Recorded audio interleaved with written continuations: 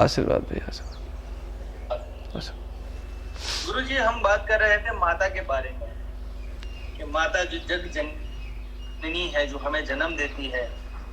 लोग कहते हैं माता पिता भगवान का रूप है। तो हम आज मैं खास करके आपसे जानना चाह रहा था कि माँ का मेरे जीवन में या हमारे जीवन में क्या महत्व है। ये भाषा जो आप बोल रहे हैं,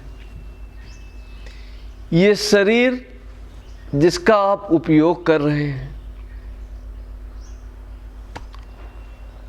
ये सब माता का दिया हुआ है। हमारी भाषा को भी मातृभाषा कहते हैं। क्यों? क्योंकि जब हम छोटे होते हैं तो माँ बार बार प्रयास करती है कि बेटा बा बोलिए, बाबा बोलिए, पापा बोलिए, और बार बार वो अपने ओठों से उन शब्दों को निकाल करके बच्चे को सिखाती रहती है, सिखाती रहती है, सिखाती रहती है, तब तक जब तक बच्चा परिपक्वता से वो बोल नहीं लेता है। तो माता का महत्व अगर हम जानना चाहें तो मातृदेवो भव। अगर दैवीय शक्ति का मनुष्य रूप में कहीं अनुभव हो सकता है तो पहला अनुभव माता के द्वारा ही होता है। तो माँ देवी भी है और माँ शिक्षिका भी है, माँ जन्मदायिनी है, माँ पोषिका है, माँ रक्षिका भी है। वो हमारा जन्म देती है, हमारा पालन पोषण करती है और हमारी रक्षा भी करती है।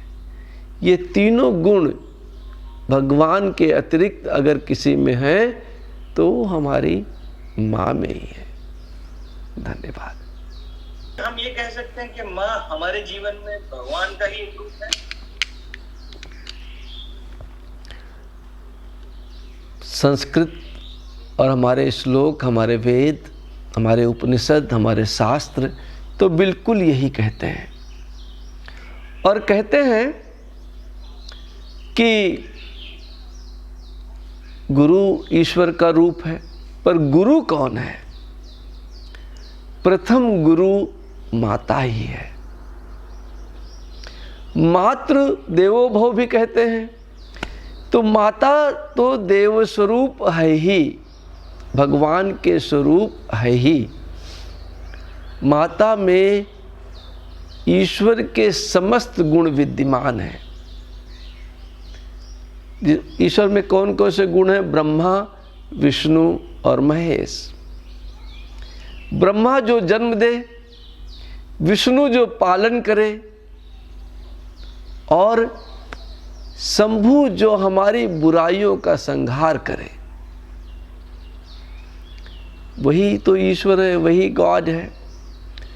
और ये तीनों गुण स्वतः आप माता के अंदर देख सकते हैं। फिर चाहे वो माता देव माता हो, चाहे वो माता देव माता अदिति हो, चाहे वो दिति हो, दोनों में अपने पुत्रों के प्रति स्नेह की भावना, प्रेम की भावना सदैव विद्यमान रहती है। और इसलिए माता को ईश्वर का स्वरूप, देव स्वरूप, मातृदेवो भव कहा गया है। गुरु जी, जैसे हम देवों की पूजा करते हैं, वैसे क्या हमें माँ की आराधना करनी चाहिए, और यदि करनी चाहिए तो किस प्रकार से करनी चाहिए? यदि आपने महाभारत का सीरियल देखा हो तो वहाँ पितामह की पूजा होती थी, कृष्ण की पूजा हुई, सब मनुष्य के रूप में ही तो थे। गुरु की पूजा तो हमेशा होती ही है। हर जगह आप देखेंगे, जब आप इवन कथा करने लगे, सत्यनारायण की कथा सुने, तो भी यहीं से प्रारंभ होता है, गुरुर् ब्रह्मा गुरुर् विष्णु गुरुर्देवो महेश्वरा।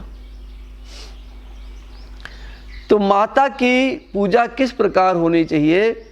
सबसे पहले तो सर्वप्रथम उठते ही माँ के कमलवत चरण में हमारा मस्तिष्क झुक जाना चाहिए,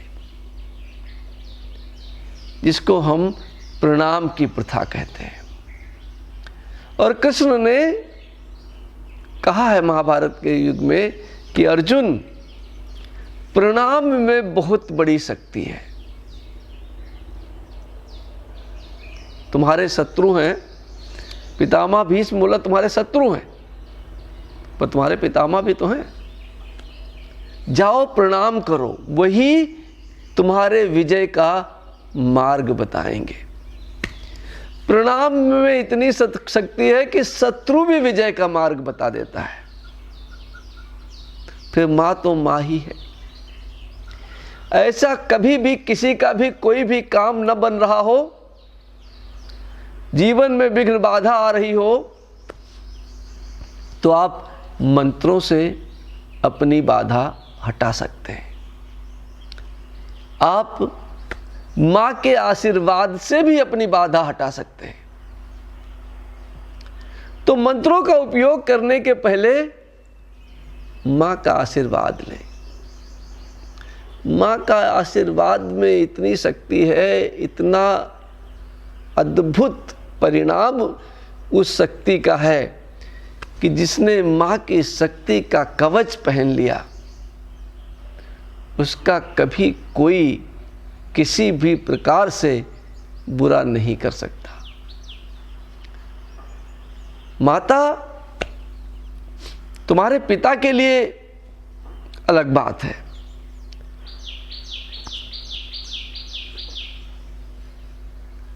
उसके कई रूप हैं, पर तुम्हारे लिए तो वो जीवनदायिनी है और शक्ति स्वरूपिणी है। उसके आशीर्वाद से मनुष्य सब प्रकार के भोगों को भोगते हुए मोक्ष को प्राप्त कर सकता है। धन्यवाद, आभार।